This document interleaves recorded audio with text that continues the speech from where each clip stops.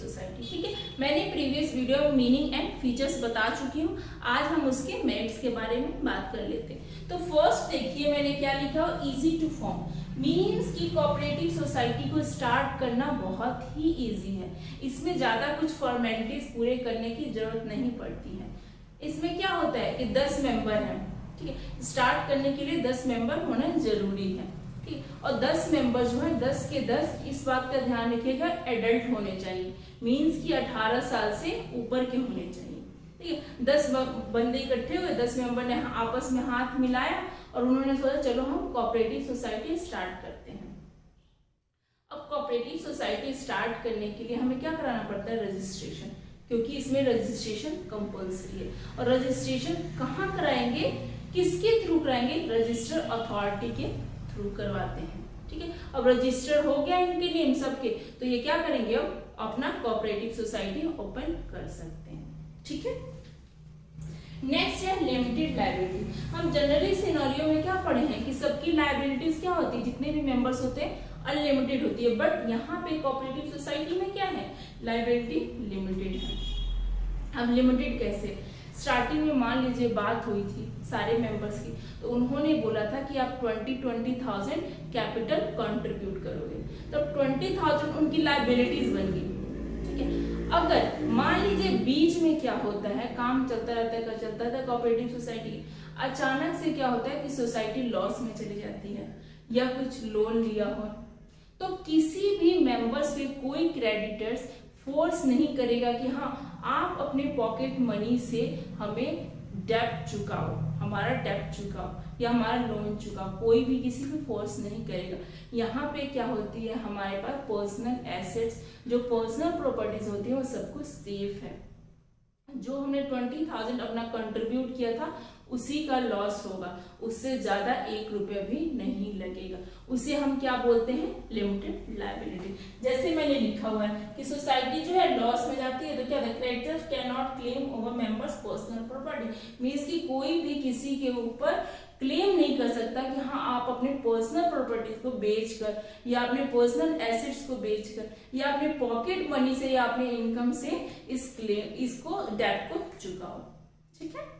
तो ये हो गया लिमिटेड लायबिलिटी। नेक्स्ट है हमारे पास स्टेबल एग्जिस्टेंस, मींस कि क्या होती है, कोऑपरेटिव सोसाइटी कंटिन्यूटी में कोई भी दिक्कत नहीं आती है, ठीक है। जैसे कि सोल प्रोप्राइटरशिप में क्या था, एक ही ऑनर था, अगर वो मर जाता है या लॉन्ग टाइम के लिए फिर बुखार हो जाता है या किसी चीज से दिक्कत हो जाती है तो क्या होता है, इसका बिजनेस बंद हो गया। लेकिन यहाँ पे क्या होता है कि मान लीजिए मैं एग्जाम्पल से बताती, एग्जाम्पल से ज्यादा अच्छे से क्लियर होगा।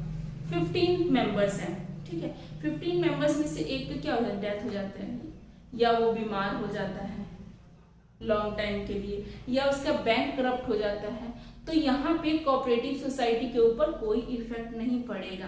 क्यों, क्योंकि 14 मेंबर में मिलकर उस कोऑपरेटिव सोसाइटी को आगे कंटिन्यू कर सकते हैं, ठीक है। कोई भी अब या तो उसकी जगह पे कोई और आ जाएगा, मीन्स कि किसी और ने भी एंटर ले सकता है, कोई भी पर्सन एंटर ले सकता है, लेकिन अगर वो गया भी है तो कोई दिक्कत नहीं है। जैसे मैंने यहाँ पे लिखा है do not affective continuity, means कि उस पे कंटिन्यू करने में, आगे कोऑपरेटिव सोसाइटी को बढ़ाने में कोई दिक्कत नहीं आएगी। नेक्स्ट है इकोनॉमी ऑपरेशंस, ठीक है। अब इसमें भी देखिए कि हमें पास इकोनॉमी में किस तरह के बेनिफिट्स मिलते हैं, मीन्स कि हम रिड्यूस करते हैं मिडलमैन को, वेस्टेज को, ठीक है। जैसे मैंने जब मीनिंग बताया था कोऑपरेटिव सोसाइटी में, उसमें एग्जांपल दिया था मैंने किसका, नोटबुक का।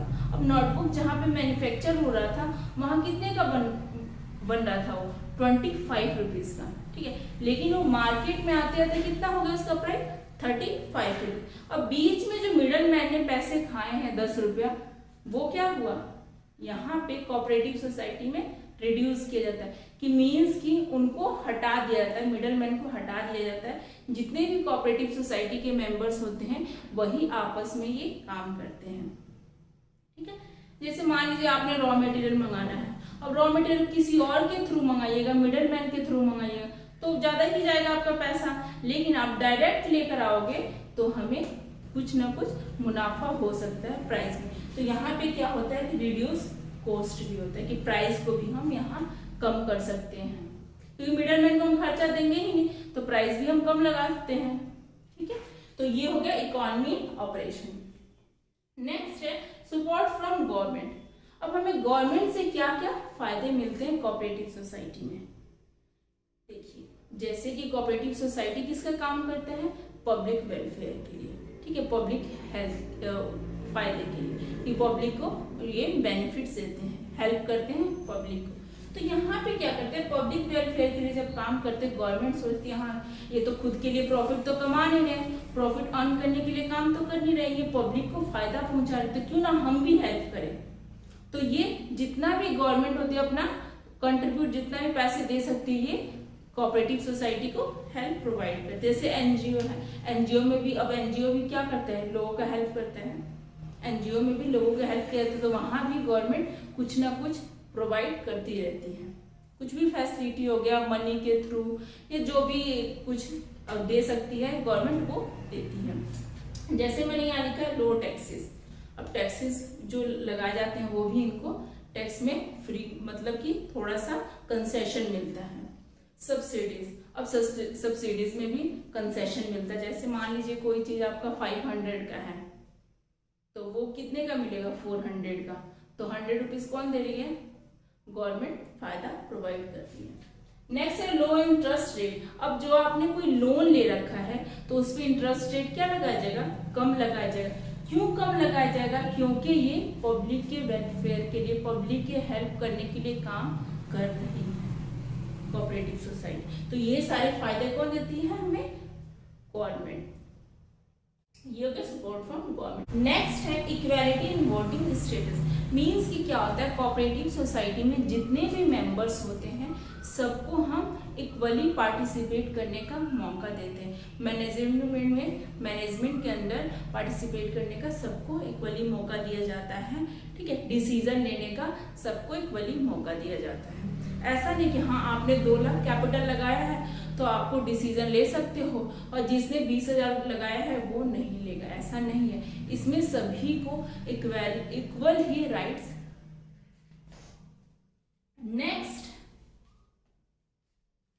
नेक्स्ट है equality in voting status. Means कि क्या होता है, कोऑपरेटिव सोसाइटी में जितने भी मेंबर्स होते हैं सबको इक्वल ही डिसीजन लेने में मौका दिया जाता है। मैनेजमेंट के अंडर पार्टिसिपेट करने के लिए भी इक्वली मौका मिलता है।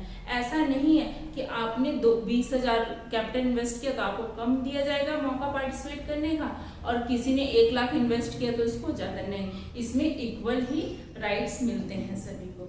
और इसमें क्या होता है कि 1 पर्सन 1 वोट। अगर एक बंदा है तो उसको 1 वोट देने का मौका मिलेगा, एक बंदे को चूज करने का मौका मिलेगा अगर ऐसा कुछ आया कि हाँ वोटिंग के द्वारा कुछ चूज करना है। जैसे हमारे देश में ही ले लीजिए, वोट होता है तो क्या आपको 2 वोट देने का अधिकार होता है, नहीं ना, 1 पर्सन 1 वोट, ठीक है। तो सेम इसमें भी ऐसा है कि उनको अगर ऐसा कुछ आता है बेनिफिट्स कि हाँ आप किसी एक बंदे को चुन सकते हैं तो 1 वोट देकर उसे अपना थॉट उनके प्रति रख सकते हैं। तो ये हो गया merits of cooperative society. Thank you very much.